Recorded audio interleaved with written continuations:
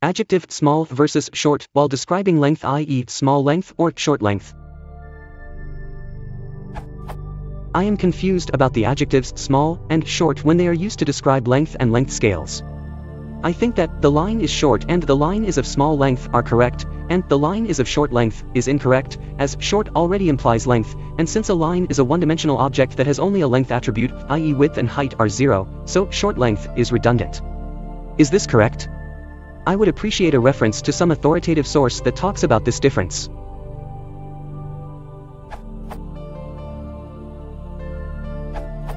Interesting question.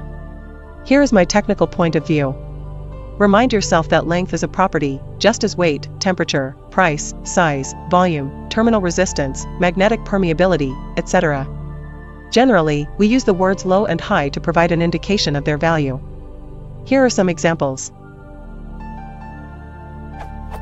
This pen has a low/high weight, this stream of air has a low/high temperature, the laptop has a low/high price, this motor has a low/high terminal resistance. Sometimes, we have words that apply to specific properties, sometimes depending on the context, and we can omit the property itself. This pen is light/heavy, this stream of air is cold/warm, the laptop is cheap/expensive. Sometimes, we see that these words are combined with their property anyway. This pen has a light/heavy weight, this stream of air has a cold/warm temperature, the laptop has a cheap/expensive price. Is it incorrect? No, but it is unnecessary, and some would call it sloppy. You could see them as pleonasms. The same thing is happening to short and small. Short, or long, is used for the single-dimensional properties length, or distance, and time, i.e. duration. Small, or large, is applied to a single or multi-dimensional dimensional property such as volume, surface area, but also length. However, let me note that it is less common to apply the words low/high to length, or any other dimensional property. My guess is that this is related to the fact that low and high are words also used to indicate altitude, which is a dimensional property itself.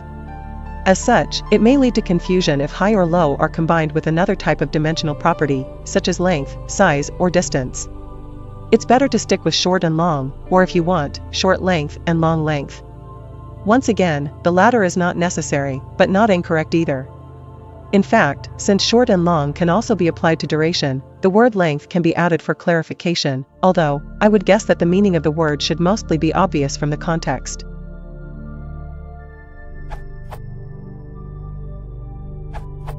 While describing length, short and small can mean the same thing.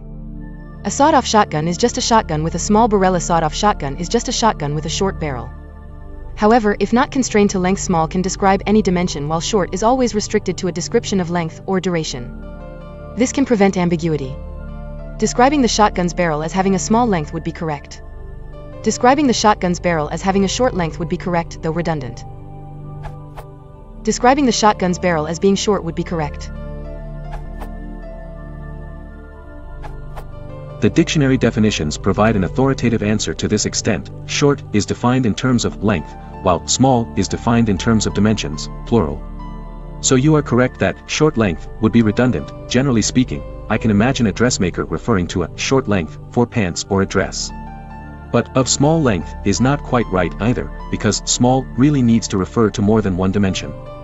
So if you are referring only to a single dimension, say the object, the line, the person, etc., is short. If you are referring to more than one, this will not be a line. By definition, say that the object is small.